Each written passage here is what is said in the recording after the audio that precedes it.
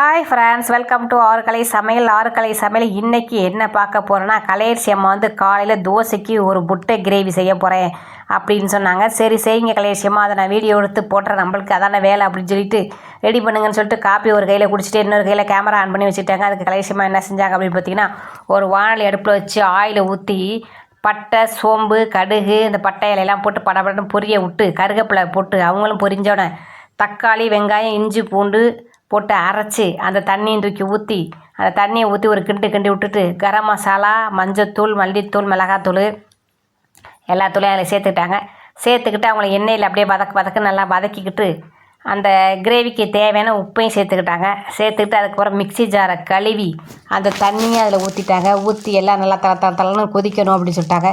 சரி கொதிக்கட்டும், அதுக்குள்ள நம்ம காப்பியை குடிச்சிட்டு வந்துடுற கலையரசமாக, கொதிச்சோன்னா முட்டையை ஊற்றும்போது என்னை கூப்பிடணும் அப்படின்னு சொல்லிட்டேன். சரி ஒரு வேலை பார்க்குறதில்ல, வீடியோ மட்டும் எடுக்கிறது.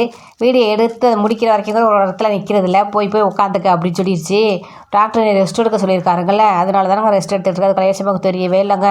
அப்புறம் சரின்னு வந்து மறுபடியும் என்ன சரிங்க, முட்டையை ஊற்றிட்டீங்களா இல்லைன்னா முட்டை ஊற்ற போகிறேன் வாடின்னு கூப்பிட்டுச்சு. சரின்னு கலையரசமாக முட்டை ஊற்றுங்க சீக்கிரம் பார்ப்போம்னா, முட்டையை உடச்சி டேரெக்டாக ஊற்றக்கூடாது, அது ஏதாவது பூச்சி இருக்கும், சில நேரத்தில் கெட்ட முட்டை இருக்கும். அதில் முட்டையை எப்போதுமே உடச்சி ஒரு கிண்ணத்தில் ஊற்றிக்கிட்டு அது நல்ல முட்டையா இந்த நம்மள மாதிரி முட்டையா அப்படின்னு பார்த்துட்டு தான் ஊற்றணும்னு சொல்லிட்டாங்க. 3 முட்டையை உடச்சி ஊற்றி மேலால் கருவேப்பிலை ஊற்றி விட்டு தளன்னு கொதிக்க வச்சாங்க. கொதிக்க வச்சு 2 நிமிஷம் கழட்டி அப்படிக்கே இருந்ததை இப்படிக்கா திருப்பி ஒரு பெரட்டி விட்டாங்க. இப்படியே அடுப்பை அமர்த்தி வச்சிடணும், சாப்பிடும்போது அப்படியே எடுத்து போட்டு தோசையோடு வச்சு சாப்பிடுன்றாங்க.